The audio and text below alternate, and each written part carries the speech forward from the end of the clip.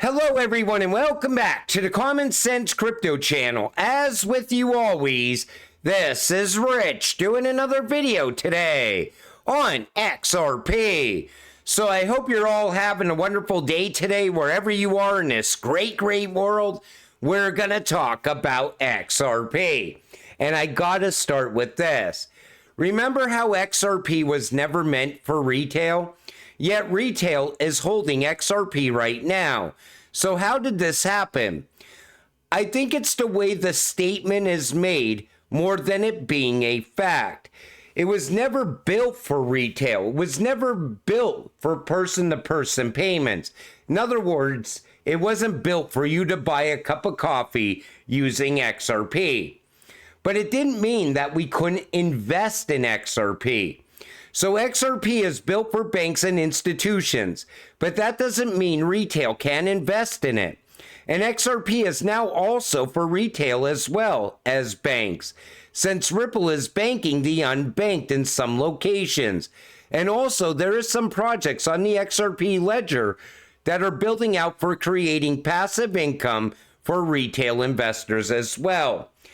And, you know, everybody uses the statement in different ways. So it depends on who says that XRP is not meant for retail. But I think it was built for the banks. That's what they meant by that. XRP became available on the exchanges in June of 2012. Back then, Ripple was most likely talking to banks already. But they were laughed right out the door because no banker could see XRP as the future, or a new financial system ever coming in our lifetime. Then later, JP Morgan seen this technology and was like, holy shit, this can really disrupt the banking industry. But it was already too late. Retail was already holding XRP. And retail beat the institutions to this space for the first time in history. And even Brad was shocked by this. And any retail investor that can see how big this actually is will reap rewards that most stock investors could only dream about. Us beating the institutions here is absolutely game-changing. The institutions, once they do all get here, they will push us into mass adoption. But once the institutions get here, the price of XRP is going to rise with that institutional adoption. And people that aren't holding this cryptocurrency are just going to be left behind. That's what I see coming. But I do believe that XRP was meant for us to invest in. It just wasn't built for us to use. The reason everything has accelerated since COVID is because it was the catalyst to send everything into the digital age, or the fourth industrial revolution. But why didn't it happen before then? Before June 2012, the birth of the XRP ledger and XRP, we did not have the technology to create a new financial system. And from 2012 to 2020, the testing of XRP was happening in the background. Maybe the glitches are proof of that. But the entire world wasn't ready yet. People were still unbanked or underbanked. So COVID also created a need to level the playing field quickly. So in 2020, two separate things had to happen. Trump had to lose the election. Why? In 2018, he started the US on the path to a digital dollar. That couldn't happen yet. The rest of the world wasn't ready yet. This opens a 3+ year window. Ripple was moving too fast, so the SEC sued Ripple. This opens a window of 3+ years to get everything put in place. The rail system needed to be built, hence the daily announcements from this country and that country. Now everything is almost complete, and the return of Trump and the Ripple vs. SEC case ending at this specific time makes a lot of sense. Now, I wrote that, and that's my opinion. But if you look at this, it does make a hell of a lot of sense for Trump to bring about the new financial system, to push the U.S. into the new financial system. And it's such a coincidence that those two events happened in 2020 around Ripple and XRP. Ripple and Swift slug it out over cross-border payments. Now, this is proof. This is from 2018. Santander says, we are signing up a new financial institution as a customer every single week.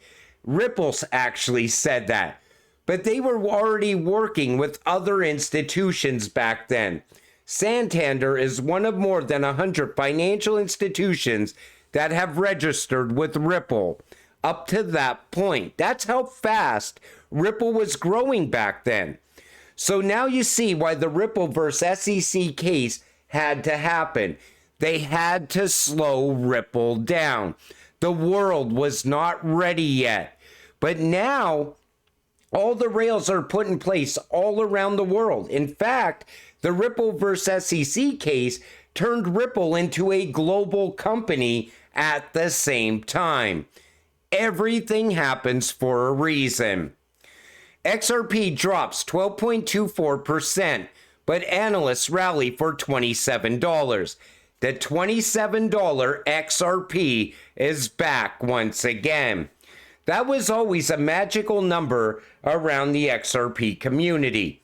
It was supposed to happen back in 2021, but then we got tied up with the Ripple versus SEC case. We were already on track for a $27 XRP back then, before the case came about.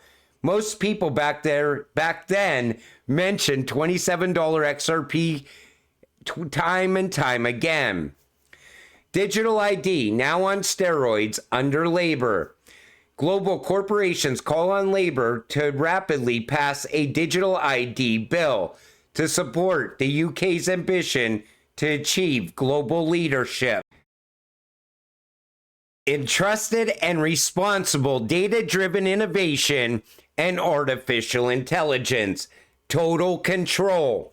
Like I said in that video yesterday, I think the UK they're finished. They got another World Economic Forum puppet as a leader, pushing the Great Reset, pushing CBDC, digital ID, and social credit score.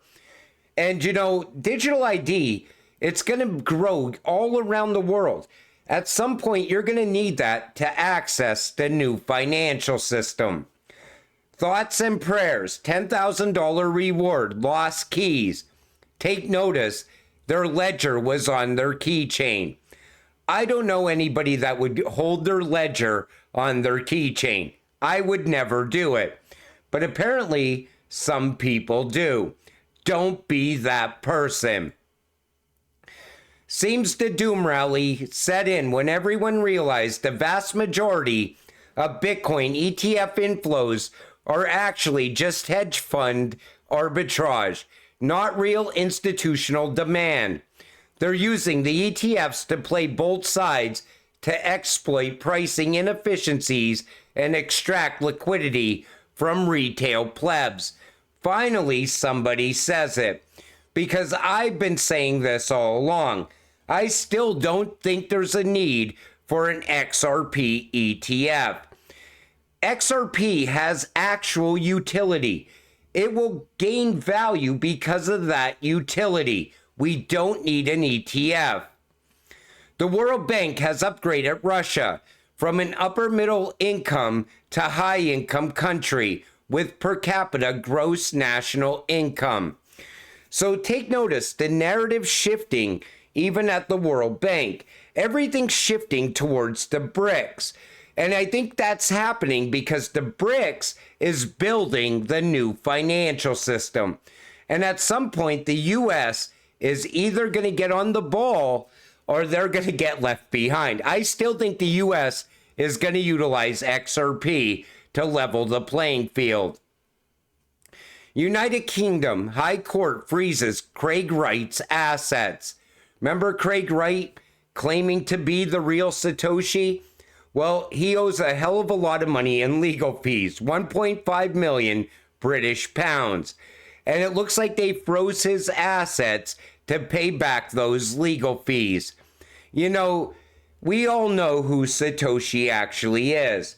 It's David Schwartz, probably a handful of early developers at Ripple. BlackRock CEO Larry Fink says the bad players are going to be able to use AI to increase the volume of bad information, misinformation. But take notice to what he says here. He talks about a lot of energy usage. And so I look at all the benefits that technology could be, and there's no question in my mind. The bad players are going to be able to use AI to increase the volume of bad information, misinformation. There's no question about it. And so now what that means is the need of technology to decipher what is good information and bad information is just so much more need of power. I mean, I'm sure all of you are using some form of chat GPT, and I'm sure all you use Bing and Google searches. When you do an AI search, the use of power is multiples of what it costs to do a Google search. And if we're going to start using AI more and more, because the need for power to filter out all that bad information, to come up with 100% accuracy in the outcome, the power need of that is exponential at this moment. And you know, if you want to have a search that's 90% accurate, that I don't think anyone wants, it requires a lot less power. But if you need a search that is 100% reliable and you're getting not bad information, you're getting the right information, it just requires so much more power. And I don't think most people understand how much more power a ChatGPT search costs versus a simple Google search. So when he's pushing the idea of power usage, right? I think where he's going with this is that at some point you're going to have to buy carbon credits or carbon offsets to utilize the internet as well. So it's going to price people out of the internet is where I think this is going. But I'm sure BlackRock is going to invest in all the power companies and make sure that they can capitalize on that as well. But all the bad information that's out there and all the misinformation is also created by BlackRock. You know, they control the mainstream media news, so they can control the narrative. So whenever the mainstream media news is pushing, let's say, the Great Reset, they want to make sure that it's a great reset that they could sell to the people. Same way that when you get inflation numbers, it's a number that they could sell to you on the mainstream media news. Everything on the mainstream media news is controlled by someone else, is what I'm saying. And you got to decipher it. And when you look at it, it's the same thing that's happening inside of crypto right now. There's so much FUD around XRP all the time. Every single day I see people FUDding on this cryptocurrency. Why? Because they want you out of this cryptocurrency. Somebody is controlling that FUD as well. Whether it be Bitcoin maxis, whether it be maybe even BlackRock, get institution out of this and get them into Bitcoin, because most of the FUD ends with Bitcoin being the freedom coin and being part of the future. But you as an XRP holder, you know what you hold. Nothing will ever shake you out of this cryptocurrency. They could spew FUD all day long, and it will never shake you out. Because when you look at all the facts around XRP and the facts around Ripple, it shows you where this cryptocurrency is going to be 12 months from now, 24 months from now, 3 years from now. Because once it gets going and the price is changing based on utility, I think it's going to continue to rise year over year. I don't think we're going to see normal cycles like we see now. I think that's also going to end. I think we're going to have utility that drives this market for a long period of time. That's what I see coming next. Because once mass adoption happens, you know, we're going to see value year over year, pushing the price higher and higher and higher. But until it all happens, you got to stay patient, stay positive, and let's get rich together. With that said, I'm going to wrap up this video. I want to thank you all for watching. I appreciate all of you. I'll see you in the next one. Have a great night.